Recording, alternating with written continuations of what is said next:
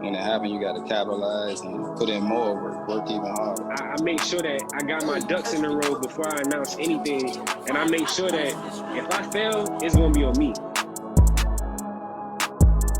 It's a fact, and there's gold producers and platinum who are literally cooking up beats on an iPad, you know, on GarageBand. So what VSTs and what equipment are we talking then, you know? I used to chase placements. I would rather make beats for my friends and come up with them and grow with them. When it comes to luxury, I think of having the luxury of time, of freedom, of choice, of, you know, like that's a luxury to me.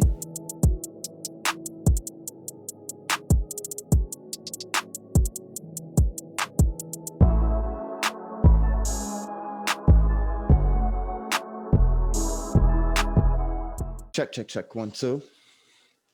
What's up with y'all? You already know it's your boy 215 Got Beats, aka Streets, aka you already know this.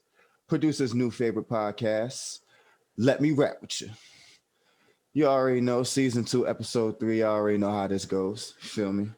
You know, we got a very special guest coming in tonight, but you already know we're going to do the intro segment and all that, you know, before we come in.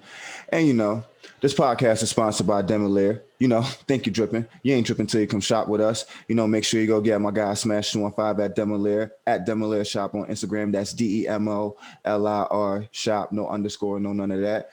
And of course, this podcast is sponsored by Major Loops. You know, looking for placement worthy loops, samples, 808s, drums, you name it, construction kits. Shout out my guy Roy Lux at majorloops.com. You know, we got all that for you. You know, great kits, great prices. And of course, you know, this podcast is sponsored by No Rival Shop. Shout out my guy to mine. You know, make sure you go shop for that new knife collection and everything else. You know, they got it at the No Rival Shop. $11 tees. You know, they got all kind of, you know, drip and everything. You know, you feel me?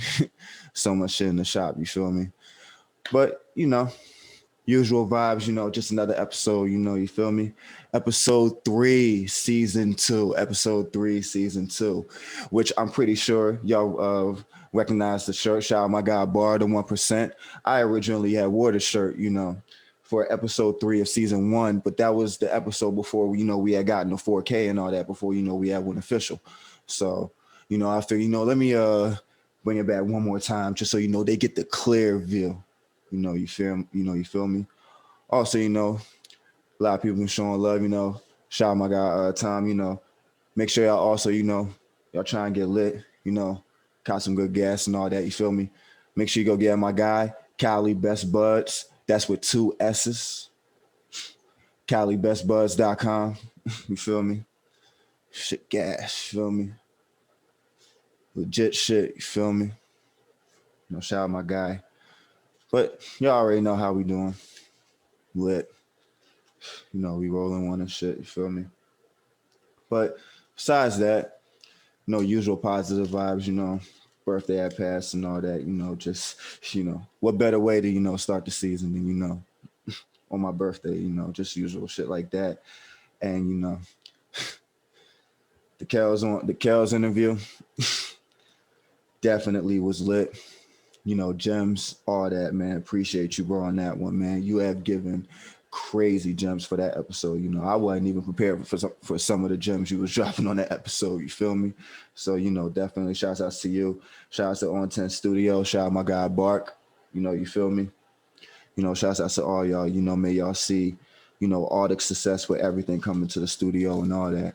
You know, especially, you know, when I start, you know, traveling again, I definitely got to shoot out there with y'all and definitely cook some shit up. Because, you know, as y'all seen in the episode, you know, Quellz, his catalog is persistent.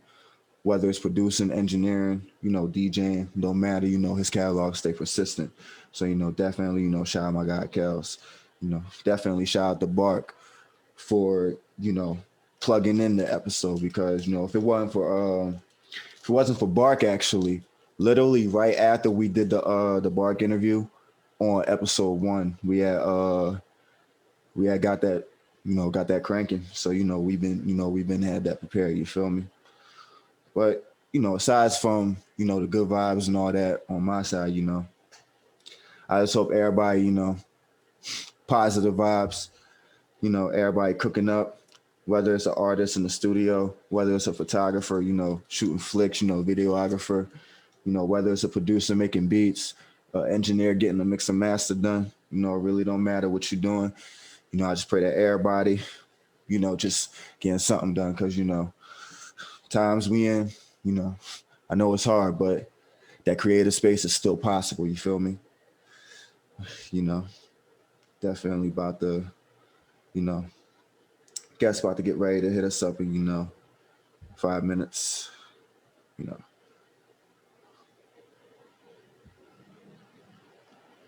Send me 5 minutes. For sure. But y'all already know. And, you know, shout out my guy, Polly Ray. You know, we just had to, like I told y'all, first indie placement, man. Shout out my guy, Polly Ray. Make sure you know, y'all go stream, you know, his new single, Private Carnival, you know, produced by yours truly, Barba Beats. Shout out my guy, Barba, in-house, the world of Metropolis, you know. You know, it's crazy. The Private Carnival beat, literally the same week that I had signed Barba, which was literally the first week of the pandemic. That was the first week of the pandemic. Literally the same week I signed him, I had made that beat for a Private Carnival. I had put it in the if I do remember, I did upload it in the track train, but it wasn't getting no traffic. Nobody had leased it. Nobody had brought it, this, down the third. And then a week later, and then this is when I really started. Me and Pally Ray had already been talking beforehand, but this week, you know, I was just sending him a couple of, you know, samples, couple of beats that, you know, I was just doing in the past week. One of them happened to be Private Carnival. He said, "Oh, I need that." And, you know, made that happen. And, you know, he was actually willing to drop it on my birthday, but because of the Spotify algorithms, I chose not to drop it on my birthday, because my birthday was on a Sunday. And I chose not to go against the, you know, Spotify algorithms and everything for, you know. What I've learned is that Friday is one of the best days to drop on Spotify for, you know, artists that are, you know, dropping for future references. Friday is the best day to drop on Spotify according to the algorithms. So, you know, that's why I chose for it not to drop on my birthday, and I chose for it to drop on the 13th instead. Because, you know, plus Friday the 13th, you know, we killing them like Jason anyway. So, you know, why not? Feel me? Halloween had already passed. We still killing them. But, you know, that's just, you know, the gist of what's coming. Like I said, it's 215 guys season. I told y'all this last season. It's 215 guys season. You feel me? So, gotta watch my head. This joint actually done knocked my hat in the microphone a couple times. You feel me? But, you know, I'm actually turn the mic up a little bit on this joint. There we go. But had to turn the mic up a little bit on that joint, but you know. And actually, this mic actually won't be here for long. Probably in the next couple episodes, we'll probably be having a new microphone for the podcast. I've been looking into some microphones. I was actually just looking into microphones for strictly just the podcast, but once I looked on the Instagram that I was looking at, and, you know, I'm gonna definitely shout them out once I get their microphone. I'll probably do a review video on them on the podcast channel as well. But when I seen their microphones and I seen how much they were, I'm like, for sure. You feel me? So,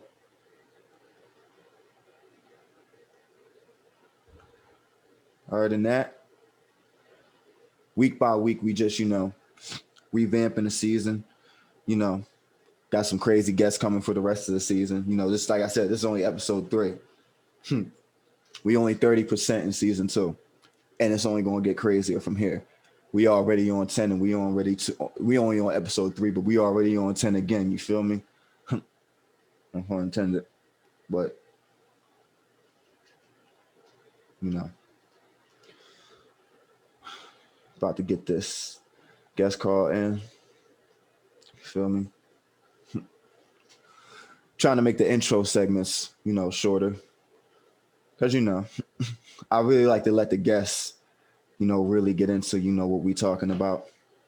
About to inform him, sending in 5 minutes. Perfect.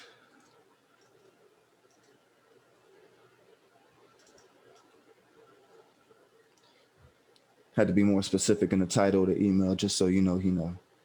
It's a very busy guy, you feel me? So just sent that off, Besides that, Thanksgiving's about to be here. Anybody got Thanksgiving kits? Come on, Halloween, Halloween was lit. I seen a lot of people drop some lit kits for Halloween. So, Thanksgiving,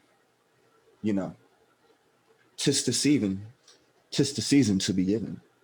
You feel me? Let me actually, lighter sitting over here. Let me grab this joint real quick. I don't know why the lighter was sitting on the floor. Thought I grabbed that joint earlier. You feel me? So just sent them the email. Oh, he actually just got informed that I sent him the email. So, ain't gonna be too long now. But y'all gonna get a lot from this one for sure. And trust me, like I said, I know a couple people had seen the promo right before the release and all that. And I know y'all got a couple questions for our guests tonight, but I'll get to them. I got you. But also at the same time, before we do that, shout out my guy Bluff Gawd. If y'all on Spotify, Apple Music, whatever, all platforms, make sure y'all stream his new beat tape, In the Company of Wolves. Shit is a banger. Play that joint back to back every day, bro. And definitely shout out to you for showing up for season 2. You feel me? I mean for season 1. Season 1, episode 2. You feel me? Like I said, we on 10. But, if there's one thing that I will say is that tonight's interview wouldn't have happened without Bluff. So, but we definitely gonna get into that later. But, if y'all on Spotify, y'all, right after y'all get done listening to the podcast, In the Company of Wolves, listen to that beat tape from my bro Bluff Gawd, man. Definitely just get your vibes, running. All right, sent.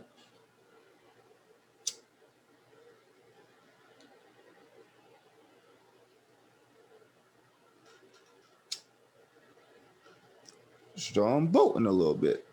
Ain't this a bitch? That's cool though. We're gonna get that working. But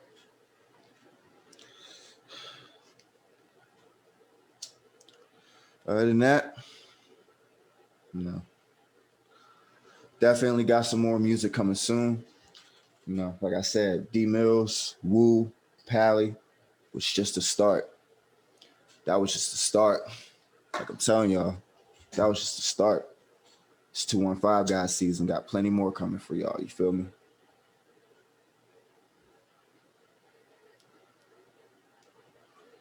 Also, shout out to my guys, Sound Booth. Appreciate that interview. Oh, snap. All right, for sure.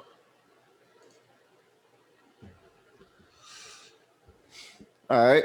Says mine's connected. My audio is connected. Yours in? Check.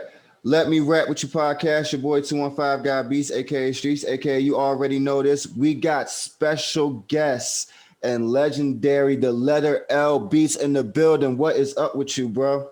What's going on, fam? How you doing? Man, I'm doing good, bro. It is an honor to have you on this episode, bro. It is an honor, man. Like, to be honest, man, like I never thought I'd get a guest like you on season 2 real quick. You feel me? Okay. All right. Oh, I appreciate you having me, bro.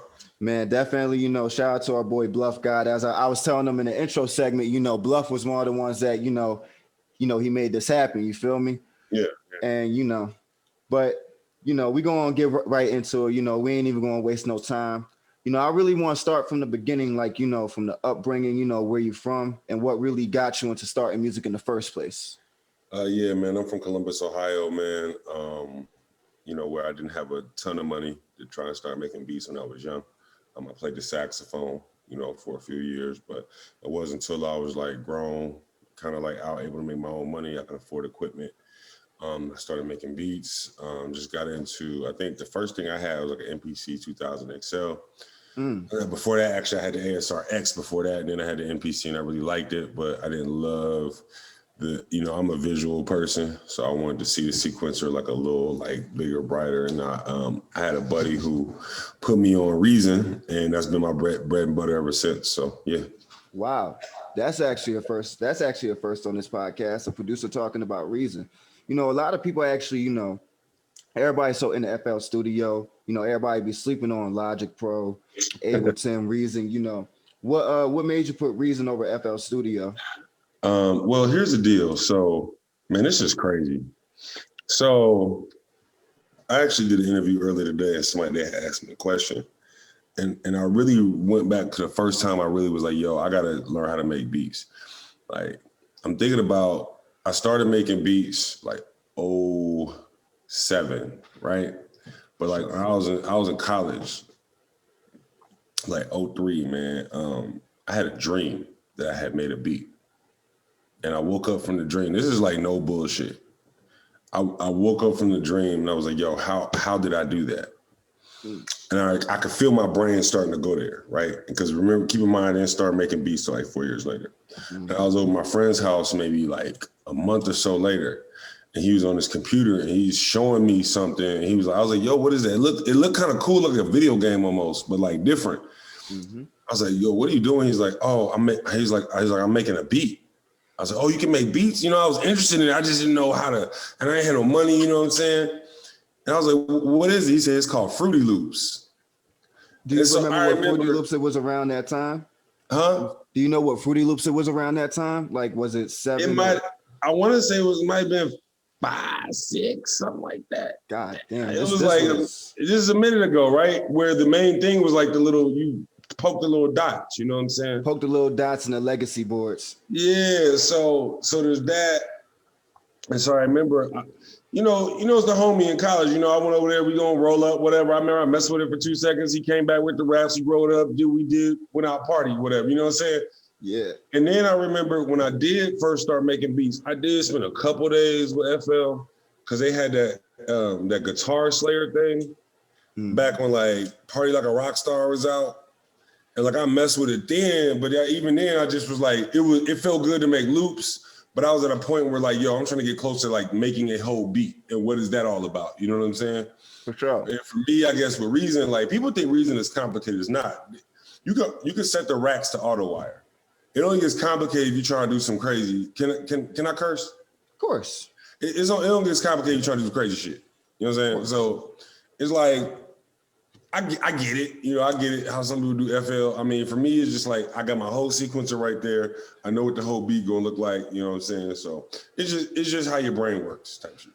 I might have to start looking into Reason because I was actually about to just start getting back into Ableton. But I might have to look into Reason too because I had a friend that was using Reason when I was in college. He do EDM music, so Reason, just like I would watch him literally make a whole EDM track in like literally 45 minutes and like go to the parties and stuff with that like the next couple of days and stuff and like just rock out with that stuff.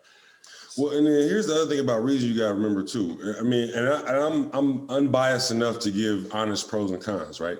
Like one big con is for me, I got a hold of Reason around 4, like Reason 4. Like that's how long I've been on this shit, right? Well, back in Reason 4, they didn't have audio, they only had MIDI. So they didn't get MIDI to like version 6, or they didn't get audio to like version 6, right? But then at the same time, I never became a slave to VSTs because they always had so much internal shit. You know what I'm saying? Like a lot of shit. Like, you know what I mean? I never really did. And then when they finally did get VSTs, it was like, okay, that's just another layer to the skill set. You know what I'm saying? But it took a while because it was a long learning. It just took a long time for them to do that. And that probably stunted my growth. But, you know, I respect the journey because I am where I am now, you know? And, you know, speaking of, you know, learning and the growth, I did my research earlier today. I noticed you do teaching at the University of Illinois. Yes, sir. Yeah. I am. They gave me this long ass title, bro. I am the assistant clinical professor of music, audio, and recording technology. Now, why the fuck? They really had to be technical about that. Like, yo, man, like so super technical. Like, damn, like y'all could have made it so simple. But I mean, hey, make it do what it do. Like, I said to like, wow, like that's really a platform. Like, because you know, from everything that I've already studied, you know, you're just a great producer that can really give that platform to teach, to really, you know, help the up and coming producers, whether it's me, whether it's the next person, you know, to really, you know, take that time and learn. I actually have an artist that lives in Quincy, Illinois. I was actually looking at the website today. I'm like, you know what? I might send this out. What's the artist name? My artist name is AyeBee. Okay, it's so weird that you say that, right? So I met an artist down here in Atlanta named, I think she's going by the name of Pink Rose now. She used to be called Britannica. And we had gotten to the studio and she was an amazing vocalist. And I remember we was texting, I called her, she was like, yo, why you got a 217 area code? Where you from? I said, well, you know, Champaign, Illinois, da-da-da-da-da. She was like, well, I'm from Quincy. I was like, I was like, they got black folks in Quincy? That was my first question. And secondly, and then I got in the studio with her, she's an amazing vocalist. I was like, yo, they make an artist like that in Quincy? So now you popping up with, yeah, I got an artist in Quincy. Like, yo, what's going on in Quincy? Oh no. Like AyeBee been signed with me. This is 2020. I think I signed AyeBee at like the first quarter of 2018. Literally what happened with me and him was just like, he had needed help with engineering. I found him in a group chat, and this was around the time I was pitching like my services and stuff, and he had just needed help engineering. But when I did the first song for him, I just fell in love with it. And then like I started talking to him. He started telling me a story, like, and this is why like I went in my mom's backyard real quick, right before I finished the mix, because I mixed it and then I mastered it. So right before I did the mix, before the master, I roll a L, go outside my mom's backyard. So I probably like text him for like 30 minutes. He telling me a story, telling me, you know, he from Quincy, Illinois, telling me, you know, it's not too much of a music scene out there, but you know, it's a little bit out there. And, you know, once he just told me his whole story and everything, I'm like, wow, like that's really crazy. And then one song went to another, and the next thing he said, you know what, bro, I just gotta sign you, bro. Like this. And since then, you know, we've been like M and Dre ever since, you feel me? Yeah, I feel that, man. That's dope, man. Like, Chicago, Illinois in general is winning right now. I was just talking to the last guest that I had for season 1 for the bonus episode, Vanish Beats. He is also from Springfield, Illinois. Okay, yep. Springfield 2172. Exactly, Springfield, Illinois. I was talking to Vanish Beats, like Illinois in general. And think about it, King Von just dropped Welcome to O Block. From the old. Chop Squad DJ, executive produced that. That's why I said Illinois in general is just, they're just coming back. They're just taking over all over again. Like, you know, I pay attention to all the regions. I pay attention to everywhere in the States, but you know, Illinois, if people not paying attention, I mean, look at Dirk. He's not even just doing trap music no more. He's collaborating with different artists of different genres. Yo, let me put you up on a group that, you know, I work with them. You know, they from Champaign, but they really in Chicago right now. That's more in the vein of like Dreamville, Urban Gang type shit. It's a group of ladies called Mother Nature Bars with a Z. Mother Nature Bars on Instagram. Just spell that with a Z. But yo, they're dope as hell, man. My homie Jarrell Young, very nice with it. MC Rhoda. Jay Gatz, Dave Koresh, The Boy Illinois. I was just talking to him, you know, the first artist I would work with in Chicago was Young General. And that's how I got introduced to Twan Gabbs, Mickey Halstead, Que Billah. You know, I wound up doing a record with Que Billah. You know what I'm saying? Mickey Halstead. I seen the Young General track. It was posted on the blogs and everything. Okay. Oh, wow. Whoa. I told you. I went back and did my research. Bro. I don't play. He found the Young General. I think shout out to J Fatz. I think J Fatz was on the record as well. Yeah, man. That's been a minute, man. Because I guess I ain't gonna say I regret it. My sound wasn't ready. Like I was so new to producing. You know what I'm saying? I'll say it like this. I had a placement with one of Young Jeezy's former artists that was signed with CTE a long time ago when my sound wasn't even shit, but I had an artist, like, I used to always take the studio to the trap house, and like, this is my best friend. And, we used to just make shit together. So he started getting connects, and straight up, like, we ain't do no like management type shit. He talked to Jeezy's artist straight up, paid him the $400 for the feature straight up. But I found out it was going to be on my beat because we did a lot of songs, maybe 60% of the songs I probably produced. So I didn't know that my beat was actually going to be it. But I'm sitting there like, damn, like, I'm not even making beats so seriously, but like, I still don't regret it because like, when I look back on that, it's like, damn, like an artist that was signed with Jeezy, even if he not signed with him no more, like he still hopped on my joint and killed it. And knowing I could even do better, it's like, I know I'm just going to be great from there. Hell yeah. You do gotta have those moments where it's just like, I won't say it's validation, but it's something we teach in education. It's called efficacy. And it's not just having the ability, but knowing you have the ability and having full command of the ability. You know what I'm saying? Mm-hmm. There's levels to this shit. But also, like you said, also like you and STLNDRMS said, like being human, like it's okay to like being mad, being frustrated. Like I said this on the last season of the podcast. Every producer is going to go through that. Every producer is going to go through that frustration. Everybody going, like, we all going to go through it. And like, and I have no shame in my game. I'll admit my frustration sometimes when I'm mad at it, but like, we all going to go through that. And that's why I said, I feel like it's no problem.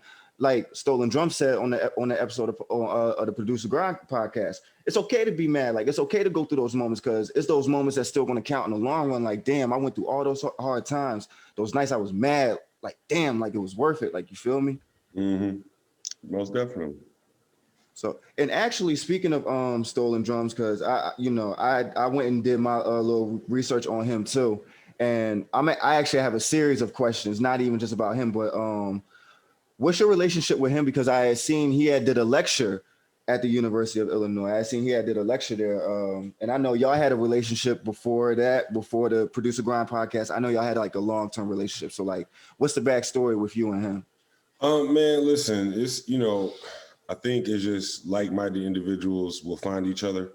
He made really dope music. I could recognize that Lo-Fi was one of those good up-and-coming, the genre is dope. It's really based on boom bap, something that Dilla started. It's a vibe. It's a certain culture that comes with it. And just as I was in Atlanta, people listen. My perception of Atlanta before I came to Atlanta was it was 100% trap all day, every day, 24/7. Right. Mm-hmm. You get down here and you really get in the scene, and if you're doing what you're supposed to do, which is finding any and all opportunities, what you realize is like, oh, it's not just 100% trap. Right? There are lyricists down here. There are people who make lo-fi grooves, vibes. It's R&B. It's a mixture of both. And so I got into, I met a dude, I did A3C. That's really what it was, doing A3C in Atlanta, which is a great way to meet people, network, just get your foot in the door and let people know that you have value. You know what I'm saying? For sure. Shout out to the A3C festival. Definitely been connecting artists for years. Hell yeah. So I met Mike Sick, who is a part of the collective called Controllerize. And I just kind of got to know them a little bit, like, oh, they do some really, really fucking dope shit. And I met STLNDRMS, and then he does some really, really fucking dope shit. And so, I did a couple interviews with them, and, anybody who I meet, I'm always going to double back and say, hey, I'm doing this. Are you interested? Sure. Half the time they say no, half the time they say yes. All I do is ask. That's what my mama taught me. All you can ever do is ask. And so I asked 3 times. He said yes 3 times, and he liked what I was doing. And so that's how we ended up doing the lecture, and it was amazing. College kids love lo-fi. And that's the thing. And I was, I took the time. I was listening to the interview you had did with him. Shout out to Dylan, shout out to Carrington. And, I sat there and listened to the whole conversation, and I really seen your passion for the lo-fi. And I sat there like, I really have to ask him this question, like your passion for lo-fi, because I know you were 80s baby. Shout out to the 80s babies. I'm a 90s baby, but, I'm an early 90s baby. But, like your love for lo-fi, like I see you was really, standing up for it in the Producer Grind episode. Like like what found your passion to do lo-fi? Well, I mean, I do all genres, right? I guess that's my. I have at least 2-3 genres of I got a couple pop genres.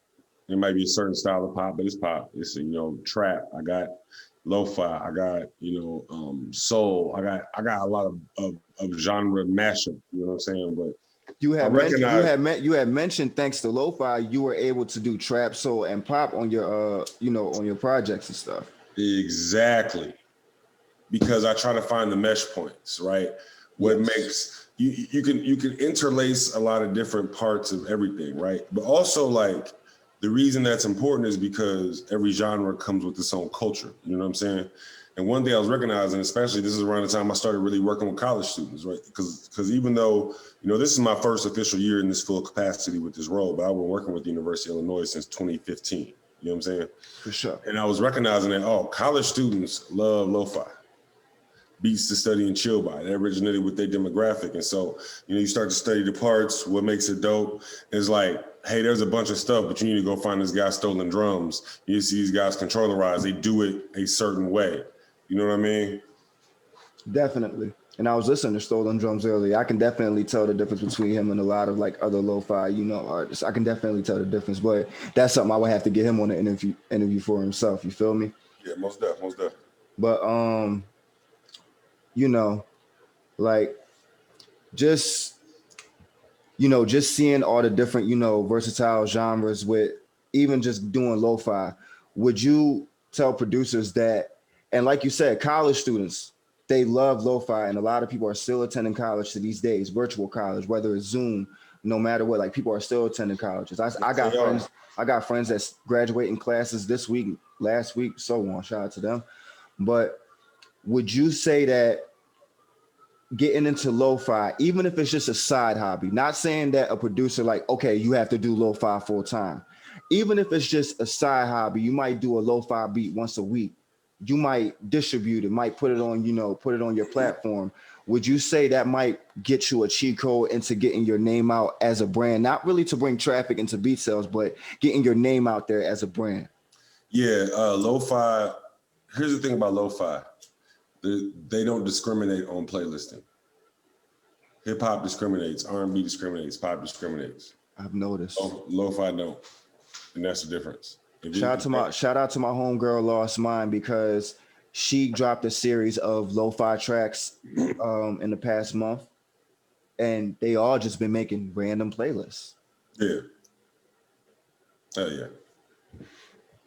I love how they don't discriminate. Like, why do you think the lo-fi don't discriminate on whether it's producers, whether it's hip hop artists? Because I noticed that some lo-fi playlists, they be having hip hop artists as well. Why do you think the lo-fi genre doesn't discriminate like the other genres that are actually on a higher platform? Because the music is the most important thing. Not who made it, not who's on it, not how many followers the person who made it has. It's strictly, does that sound good? And they value that. Let's go. For sure. That's crazy, because it's like, I was actually just thinking about getting into lo-fi myself, because like I got all these samples that I never get to use, because like I like you said, like like Stolen Drums said, he don't like making trap beats. He's in the lo-fi beats. I'm kind of the invert. I make so many trap beats, but it's like I got all these samples that I be wanting to use, but it's like I just don't be knowing how to use them. So well, but also too, like look at like A Lot by Savage. Mm-hmm. Like to me that's a genre blend. Yeah, them traps, them drums is trap, but that's a soul sample. Sure. And actually speaking of that, Metro Boomin and 21 Savage, that that also blended. I've noticed like 21 Savage, and I'm gonna say it's like you said, Atlanta, you would expect the trap, but with 21 Savage Savage Mode 2, when I was listening to that, it wasn't all trap. Like it was a blend. It had a little R&B here, a little little 90s, little 80 type vibe there. I'm like, oh snap, okay, cool. So it's like you notice that, because when I got noticed to New Atlanta, I was getting into 2-9 Village, shout out to Jid and Earth Gang. That's why I said when I was getting into the new Atlanta, I was getting a different perspective, because when I was sitting there looking at it, of course I grew up to the standard Atlanta, T.I., Jeezy, all them. Of course I grew up to the standards, but me being the type of person I am, the researcher that I am, I studied the underground. I was searching up like, okay, like what are some new underground, new Atlanta artists? A couple of my friends, they told me a couple people, my friend had told me about Jid. I was a big fan of Mike Will Made It. So I was like, I studied producer credits. So I was a big fan of Mike Will Made It. Found out about Duckle McFly. He's actually from Nashville, but he did a lot of work with a lot of Atlanta people. Yeah. So like you said, it's a lot of these blends that come in and out of the city that really creates all this. So, you know, it's just so crazy how like, you know, like how everything just can come into one. Even like you said, like when you said that your lo-fi like work helped you make Trapsoul, that astounded the fuck out of me, because I sat there like, lo-fi going into Trapsoul? Yeah, I mean, listen. I've always looked at lo-fi going into boom bap. I never looked at it going into Trapsoul. I mean, but if you took, like, okay, so the trap part of the soul is the drums, and probably most likely halftime in a lot of ways, but very much occupying some of that low end, right? Like the deeper low end. Mm-hmm. The soul part is the melodic part that sounds like it's been lifted from vinyl, whether it is or not, and that might be slightly pitched, wobbled, and you know what I'm saying? So it's just, you got to figure, you know, everybody watched that documentary with Quincy Jones. I'm just wondering, do they, you know, is they paying attention? Like, that's what he's talking about, with genre blending, but you have to know the attributes of the given genres in order to blend them. And that's why Quincy could put his foot in any game today, you feel me? Mm-hmm. But, you know, obtaining all this knowledge and, you know, going later on into like, you know, making beats and everything, going into like that, like you said, you didn't make beats going into that 4 year later on mark. Like, when did you started noticing like, okay, like, you know, because I heard you say it on the interview, you didn't really get into like the internet game. Like I was the same way. I didn't get into the internet game until like late for real. Cause like I was always out the mud, like, you know, you feel me? So like what made you really want to like transition going into the internet game? Like, you know, once you seen like, you know, everybody else like, you know, making something off of it. Well, I'm just looking like I'm trying to do what I'm trying to do by any means necessary. Mm-hmm. And so that requires evolving and making yourself viable for the internet age, right? So yeah, that's what that's all about. That's it. You know, for sure. I pay attention to the game. I study the game. I sharpen and refine myself. That's it. Go from the gut. Do what's authentic. For sure. And you know, before we get into, you know, some of the, you know, I had some, you know, Q&A from a couple of producers, but before we really get into that, you know, one of the questions that I want to ask, do you have any like executive work or any collaborative work coming with any artists at the end of 2020 going into 2021? Oh God, yes. Oh man, I can't stop talking enough about Greg Whiskey. Greg Whiskey. I seen him a couple times on your Instagram. Yeah, man. He's nice with it, man. You know, the way I would describe him is like a 2020 version of CeeLo, you know, mixed with some Big Crit and a little J. Cole mixed in. Like he could really sing and he could really rap. Like he could really sing and he could really rap. But like it's nuts. He's otherworldly with it. And I respect the talent. We're gonna be set to drop the Almost Kanye EP in December. We don't have a date yet, but hopefully we're gonna have a date here by mid-November. He right now, his #1 song streaming is Funeral. So I advise everybody to go check that out. He's fresh off, you know, he performed at the Barclays Center right before COVID hit, you know what I'm saying? So nice. Yeah, he's out here doing his thing, and you know, the music is just amazing, man. It's really the type of shit that touches your soul. It's very soulful. It's kind of like I say when I say CeeLo, man, that has Outkast DNA in it. You know what I'm saying? Oh, I'm an Outkast fan, so trust me. So that's kind of like a continuation of that kind of tradition. The other artists that, you know, and these are people that, you know, I just have kind of come to know what I want to get out of this industry. And it is to develop relationships with and make amazing music with dope artists and creatives. And so these artists I hold close to my heart, man. Yuneer Gainz, Yuneer Gainz with a Z. Gainz with a Z. And let me tell you, I'm pleasured to be working with. I'm proud to be working with this guy because, you know, we're making amazing music, right? But you know, he's very much, you know, he's been in some big rooms. He's been in some places that matter. He is somebody who is ready to break out of the writer's mold and ready to let you know just what the fuck kind of artist he is. It's weird because I guess with Greg, like, we're in a different mode. Like, we're very much an artist development mode, but I know what he is and he makes amazing music, right? And so I'm letting everybody know, yo, you need to go listen to Greg. You need to become a fan right now while it's still cheap to buy in, because he's gonna be big. Well, they gonna see him in that Spotify playlist when I get that shit together. You feel me? Oh yeah, for sure. But with Yuneer, it's like, I almost want to tell you, like, we're making amazing music, but I'm glad I can be saying I'm working with Yuneer, because when you go to look at Yuneer on Spotify, this motherfucker's putting up numbers. Like, he's close to 1 million in some places. You see what I'm saying? So it's just like, yo, and then we're in the lab just doing just bananas type shit. Like, I can't even. This dude, you can't compare him to nobody. You know what I'm saying? It's like that. So I would encourage you to go listen to Yuneer Gainz, Yuneer Gainz with a Z. Yeah, man. And so artist wise, that's really where my heart is at right now. I love that passion, like being in the lab, because, like, you know, and shout out to the producers. You know, to me, a placement is a placement when you work with a lit artist, no matter how you do it.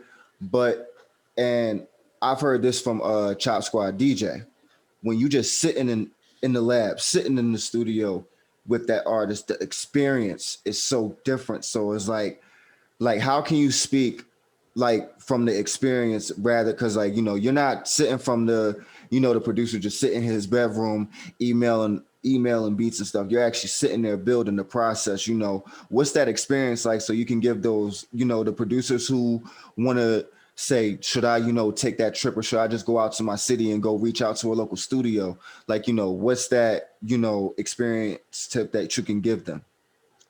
You got cousins? Of course. You got a lot of cousins? Of course. You like them all? 80%. You got a favorite cousin, don't you? Of course, everybody got favorite cousins. You know, I say it like this: if you got a good heart, you got probably a few favorite cousins. Right. Working with an artist is like finding out your favorite cousin is into everything you into, and now y'all got something to do, and now y'all got a reason to link up, and now you got something to look forward to, and then when we make this heat, it's just like different. You know what I'm saying? It's like I feel like I'm related to you somehow. Exactly. You know what I mean? You know, it's crazy. I can actually speak for that experience, because my favorite cousin was the one that got me in the studio when I was trying to find way. Before I even had my own studio, my favorite cousin, who I found out was doing music, you know, got me in. So actually speaking from the experience, like, and actually working with other artists in the studio, it's the same way, because it's like you build that bond, you build that chemistry, and then it's like, you know, it's different than just talking on Twitter or talking on Instagram. You feel me? Yeah, definitely. But, you know, speaking of like experience and all that, you know, and this is coming from, like, you know, some of the Q&As from, you know, some of the producers, you know, how did you link up with Dilling and, you know, Carrington and them with Producer Grind before, like, you know, the podcast and all that even started? Because I know Producer Grind originally started as a kit company first, before the podcast and all that. But, you know, how did you originally link up with them at first? I'm just somebody who, I think at that time for me, I was just trying to figure out my way in the industry. I didn't know for sure what my style was beat wise. You know, a lot of it was just what I was listening to or what I thought was most popular. At that time, it was just so much trap, and I thought I needed to get to Atlanta and just be making trap music. And at that time, they were kind of like, as far as producers went, they were like the trap music company. And also at that time, I had built a relationship with iStandard. I was following along with them. And so what happened was, I've been consuming they did a first launch of their podcast. It was just audio. And I think I reached out to Dylan and I was like, hey, come through. I'm just doing what I do, link people. It was like, hey, come through. Mm-hmm. Yo, nice to meet you throughout the BAM. Hey, he had gave me some stickers. You want to give out stickers? Boom, Then we were doing we did something where we did a collab with iStandard. And then he's like, what else do you do? I was like, well, I shoot video, edit video. Hey, come through and help us with this Zaytoven shoot. Oh, okay. I went to an event, and I was actually going to ask about that. I was actually about to ask about that, but what I forgot was what I did. This is okay now. Because I seen the pictures with you and Zaytoven, but I noticed you still had your camera equipment around the time. Well, this is what I remember too. Like, God, that was a while ago because I'd done so much. This is what happened. I think I had paid to go to a producer grind event at Patchwork. And I was still living in Illinois. It was like the middle of the winter, and I drove down. I think that was VIP session either 2 or 3. Yeah, it was something like that. And I think whenever I was trying to get my tickets and figure that out, I met one of Zaytoven's friends who linked me with Dylan, and that's where it started, right? And then we just kind of whatever. Mm-hmm. And so then I was working at what is now Bandwidth Studios, doing content and things for them. And, I was doing a lot of stuff for free. And Dylan was the first dude that really was like, hey, I'll pay you. I was like, all right, cool, bet. Shout out to Dylan. Yeah, started working. And then, we did what we did. We had a good run. And, I learned what I learned. And then we kept it pushing. Well, before I get into the next question, what can I say? What were some of your favorite interviews that you had did during the producer grind season that you were in? Man, probably I would say Earl on the Beat was a great one. Cause I'm like interesting people. I'm interested in people. And we got some great stories out of him. You talking about working at Six Flags and working at Dollar Store and, before Yachty got on, sneak out of his mama's house, acting like he going to work, waiting for her to pull off so he can go back to the house and make beats. I was like, oh my God. You know what I'm saying? I would say Drummer Boy was one of my favorite ones just because of the legend that he is. Drummer Boy actually not even legendary status. His mindset, he talked his shit. He talked his shit. He definitely did. He ain't afraid to talk his shit.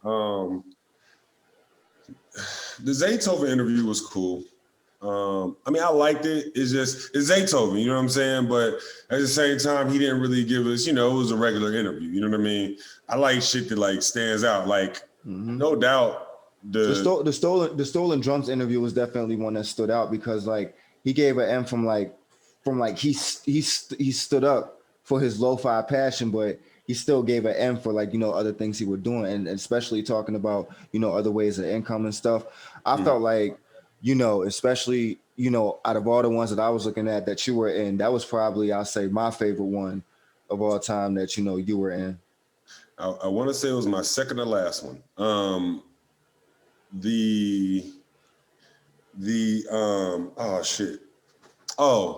No doubt, Cassius J and fucking Nonstop. That shit made. I gotta watch the Nonstop one. I never watched that one. So it's the Nonstop, but then Cassius J coming up, it was said that we facilitated a producer beef. And people was we was pushing it, but then them niggas was at not Complex. They was at some shoot and they was about to get into it. And it's funny because I fuck with Nonstop. I don't really talk to Cassius, but I fuck with Nonstop. He and I just speak from time to time, and I like that dude, man. I just like people that keep it a buck. A lot of people be on that fake music industry shit, and then some people be on some real shit. And Nonstop, and you gotta think I need you to consider something right now. For sure. Sometimes people sit back and forget that Ice Cube is at the helm of 3 major Hollywood franchises, right? You got to remember that shit. This nigga does this thing. You got to sit back and realize that Nonstop is in the middle of his second run with a major producer collective. Second run. 808 Mafia, and now this nigga's with Hitmaker, making sound. That's not normal. And niggas don't talk about that. Most producers don't get a second run like that. And really, it's really his third run because his first run was with Nelly. That was before the mob. You see what I'm saying? So like quietly, like that'll teach you a lesson. Mhm. I just, before I even told you that he's on his third major run, the first thing I said was he real as fuck. Yep. What's most important. Speaking of that, you know, cause I know it's like, you know, this was the last episode that you was in, the J.W. Lucas episode. Mm-hmm. And I'm not even gonna lie. When I sat here and watched that episode that week it dropped, that shit even gave me chills because I seen like I know that shit got heated, bro. So it's like, you know, the same as the, you know, the producer community. Did you expect that episode to just go so left? Like, you feel me? No. The producer community wanted to know that one, man. When they heard that I was interviewing you, they said, look, man, we had to know, like, nobody, because I'm sitting there like, even like, I looked at all y'all faces like, damn, like this John like went straight left, like. And I noticed after that, like, you know, you had, you know, went into a different direction. So, you know, what had happened, like, you know, right after, you know, your separation from Producer Grind, and, you know, was the relationship with you, Dilling, and Carrington still, you know, still hold?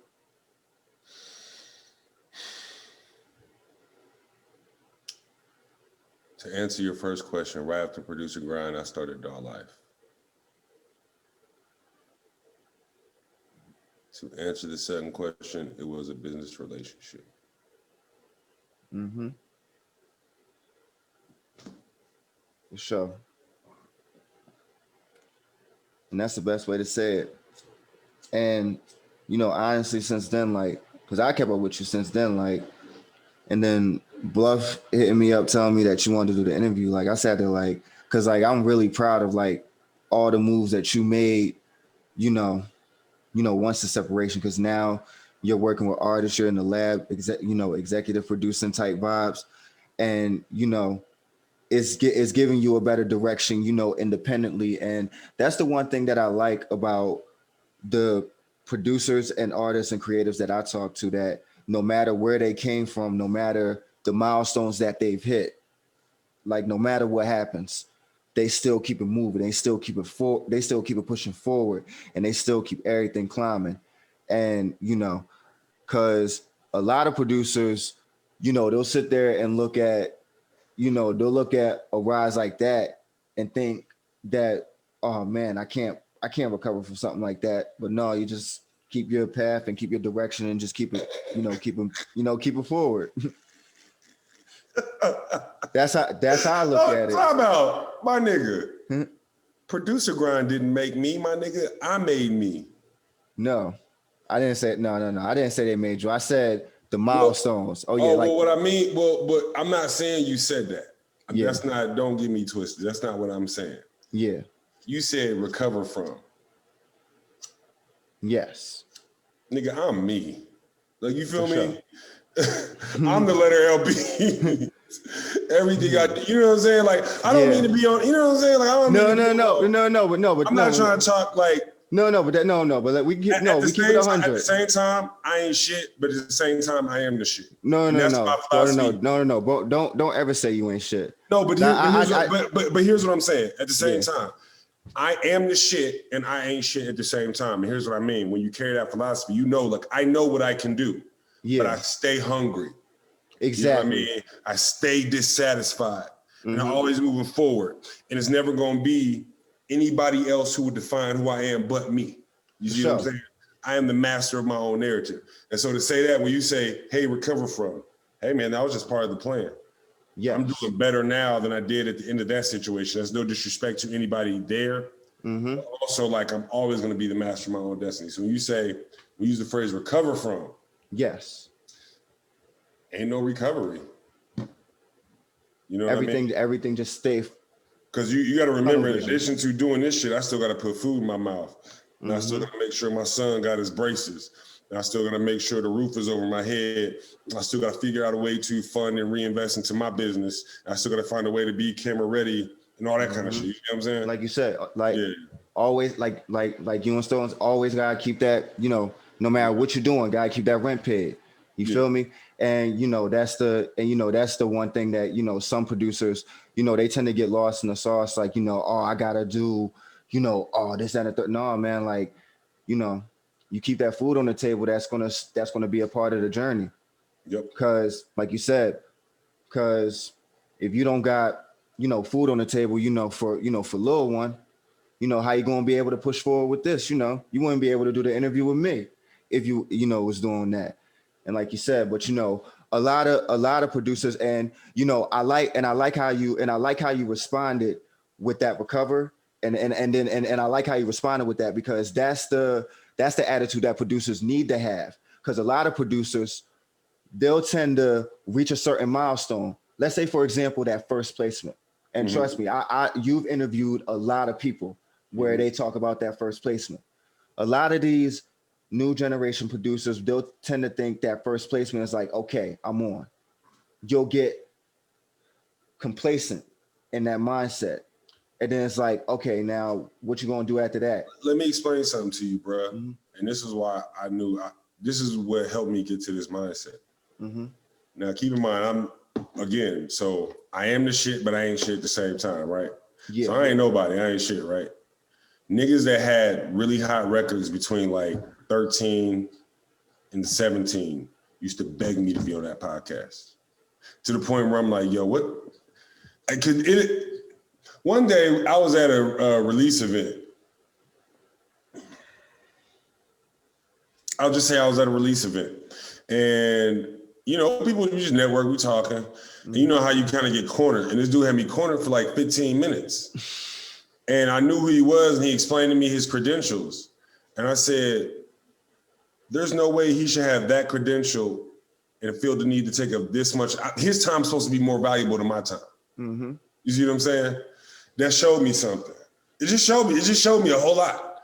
Oh, this is bigger than music. You know what I mean? So, you know. And that's it. And that's the worst part about the industry, and that's why, like you said earlier about, you know, lo-fi, why, you know, they care about the music more so in the industry, because the one thing that I'm noticing, even in the pandemic, and it's a fucking shame that we even have to, you know, say this in the episode, you feel me? Even in the pandemic, like you said, and I'm glad that you're giving the producers that like experience, even if they haven't sat there, like they can put you know, themselves in your shoes, like, damn, that's what this shit really is. This shit, like, you know, it's more than just music, and they see, like, you know, some shit is just a facade. 80% of it is a facade. Like, you know, I'm not, you know, we ain't even going. Bro, I was in a studio with an artist that had multiple songs on the radio, and they were talking to me about being on that platform. And it was so prevalent to me that I had to say it. I said, but y'all are you. Why don't y'all start a platform? Y'all got money. Go get some cameras and some lights and hire a graphic designer. Y'all are you. Why are y'all still talking about being on this platform? Exactly. And you know what? A lot of producers were asking me this question last season, and I wasn't able to, you know, really give them the answer, because I wasn't able to really talk to a person much of the experience to really see this. But the cap on, you know, the industry, the rappers, because a lot of producers, they look at me like, bro, like, I know you pay attention to the industry. Like, how do rappers got all that money? How do they do that and not want to pay for beats? I said, bro, the industry is all cap. And you just gave a perfect example of that. And like, you know, you feel me? Like, it's just really a mindset thing. And that's why I prefer, you know, like you said, and I prefer to work with underground artists more so than the industry, because one, I know that what I'm doing, and like I said, whether it's you, any producer, this goes to any producer that's out there that's trying to make a name. You know, look at the work that you're doing in the lab, you know, with Greg, with, you feel me? Like, Yuneer Gainz. Why? Listen, Yuneer Gainz with the Z. Look, like I said, I don't cut edits on the podcast, so they're gonna hear that 3 times. I don't. Okay, all right. We don't look, like I said, I don't cap on the podcast. I don't cut. I don't do no edits. So, you know, we keeping it all authentic. So awesome. You know, you feel me? Like, that's the one thing. Like, what, like, knowing that you see the industry you know, capping, and you see the underground giving more respect to the music, would you give the gem to the artists of finding that one artist that really doesn't have a name yet and try to really build with that artist more so than trying to chase that placement? Well, first of all, you have to know what you want out of this game. You know what I'm saying? I think with Yuneer, I was fortunate. I mean, but it also comes like good networking.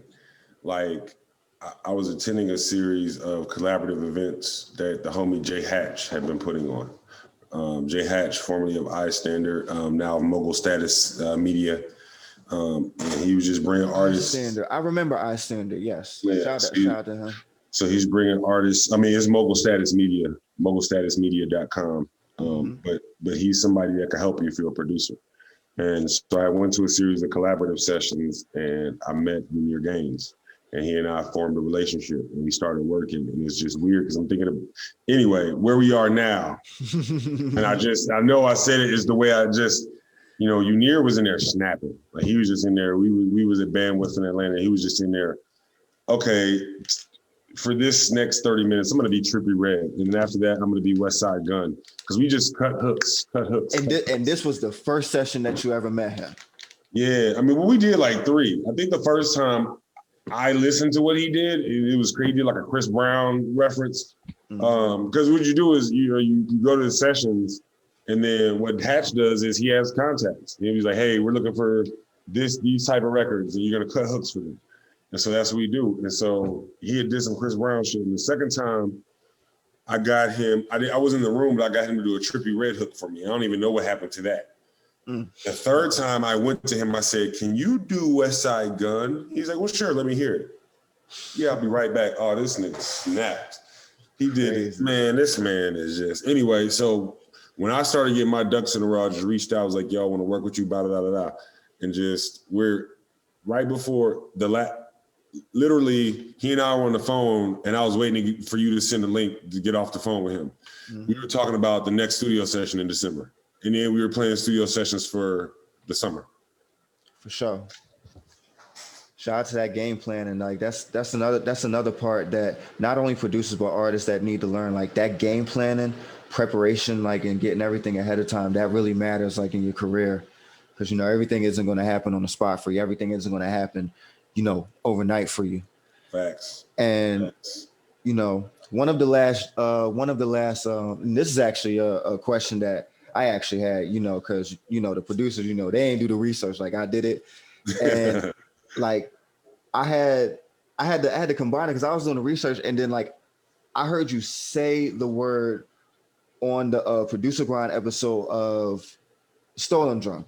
I'm trying to remember the exact words because you was talking about it in the university. You had a class and you was talking about Aurora. Talking about Aurora. Oh, oral, yeah, oral skills, yeah. Oral skills. I noticed that that like you know that's a hidden gem that I know you didn't give too much sauce on it, but I sat there like I'm going to say no, I gotta ask him like. What would that be a reference of to producers or to like artists that's like recorded in the studio? So, all right. So, you know, there's people that like in traditional music, you know, people that have like what so-called perfect pitch, or like somebody that could just hear you play a chord and they'll know exactly, they can name it, they can name the scale, whatever. So there's that, right? And that's more traditional, right? But then like, you know, I come from an era where you had to have all the skills. That's why I used to study, like, I used to read these Pete Rock articles and study Scratch Magazine, be on there when they first started going on YouTube and stuff. To be in, what was it called? Futureproducer.com. And Pete Rock would talk about pitch tuning samples so they match, but you had to do it by ear. And I got into that early. But what they trained you to do is like, oh, so if I hear a sample, I can get on the keys and make, yeah, here we go. And then I start using tools, like I don't play keys traditionally, but then Reason has this thing called scales and chords, where you could like, you know, group and not play a wrong note. And you got scalar, and then all these tools come out, Cthulhu. And even though I can't play, approaching it from that standpoint, I realized like, oh, I have oral, A-U-R-A-L, oral skills, right? I may not be able to recognize that chord when you play, and I might not be able to read traditional music. I mean, I played saxophone for like 5 years, but I ain't retain none of that shit, for real, for real. I already know what I hear. I trust my ear. And I can say that's in tune or that's out of tune. You know what I'm saying? Man. Is there a way that, you know, producers would be able to practice that skill, or would like just staying consistent and making beats just build that, you know, consistent ear itself? Well, it's funny you should ask that. You can take my class at the University of Illinois. Just head to TheLetterLBeats.com, click on U of Illinois at the top. For sure, for sure. Well, because in the spring we're doing critical listening, right? But then right now we're doing audio recording techniques too. And we're using things like Sound Gym. We're doing sound tests. We're talking about how to translate sonics into emotion, and you know where technique meets sense, articulating mixes, articulating sonic qualities, developing a sense for a mix, these types of things. Do you also have online classes for producers who are out of town? Yeah, so right now, because of COVID, everything is online. For sure, for sure. University of Illinois. So it's definitely, enrollment is going to open for second semester. I want to say like sometime in late December. So just stay tuned to my page and my, at TheLetterL Beats, TheLetterL Beats on Instagram, and TheLetterLBeats.com. I'm always making announcements. Hey, this is when the class is going to start. This is what it's going to be, et cetera, et cetera. You can always, I can get you, even if you're not, enrolled in school, you can get into the class. The other thing I would say is, use soundgym.co. And then of course, practice. Get yourself a visual EQ. I would recommend getting the SSL emulation strip.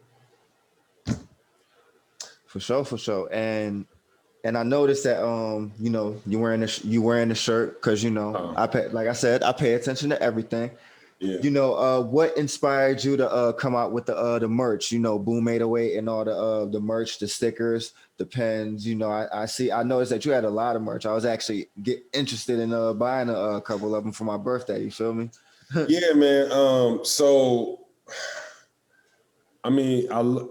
Merch is merch, right? But then specific to the producer culture, I learned a lot of that producer grind. I can't lie. You know what I'm saying? That's where I learned a lot of Photoshop skills. A lot of the stuff they offer, I was able to consume for free just from working there, right? And he sold his Photoshop course.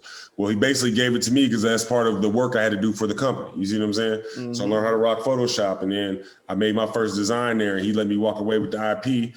So I was like, cool. So I started from there, and I knew I wanted to build my own. Busy Works Beats, he and I have a relationship, and we learned a lot from each other. And one of the things I learned from him was just like, understanding that, how groups and communities relate to each other. Mm-hmm. And part of that is building your own nomenclature, your own verbiage, and building your own iconography.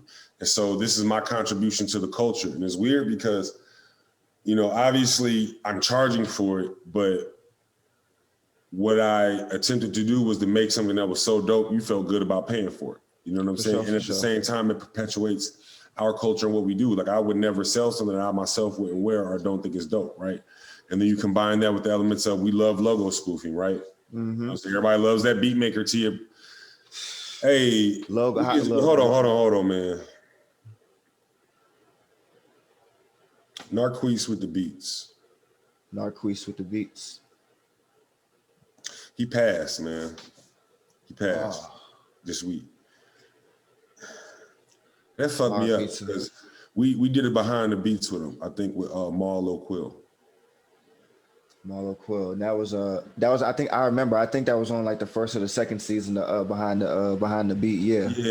And if you meet people and it's cool to know them, you assume they're fine.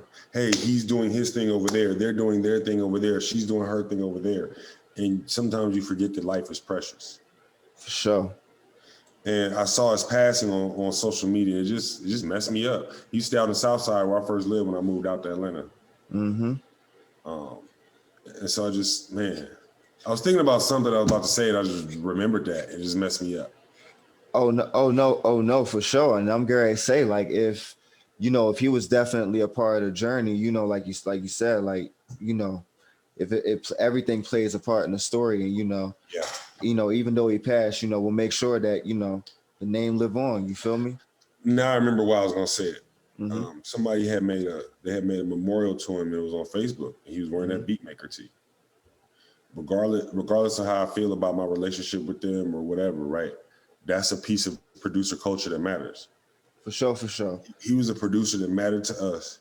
He passed, and what that meant to him was so important that somebody felt like that's the picture we need to put on his memorial tribute.